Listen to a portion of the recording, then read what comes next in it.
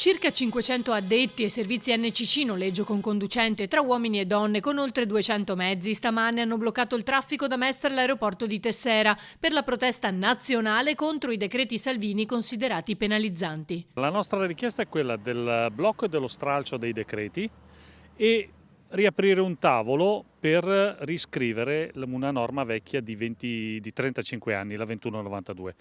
Perché è una norma che impone ancora situazioni anacronistiche e i decreti attuativi che entreranno in vigore da gennaio non vanno ad aiutare la categoria ma la vanno a penalizzare. Dovremmo fare dei fogli di servizio elettronici già difficili, con già ovviamente delle sanzioni importanti per noi, dove vanno inseriti tutta una serie di dati che rimangono non si sa dove e quindi c'è una violazione della privacy. Tanti clienti che non vogliono essere monitorati ovviamente preferiranno usare altre tipologie di servizi. Ci aspettiamo che ci sia fondamentalmente un passo indietro da parte del Ministero o che perlomeno i vari TAR blocchino questo scempio dell'attività. Questo, denunciano, è solo uno degli aspetti penalizzanti per cui una delegazione si è anche recata dal prefetto spiegando cosa stia accadendo. Abbiamo 160.000 persone che lavorano con noi, sono dei padri di famiglia, delle madri di famiglia, sono dipendenti delle aziende di NCC.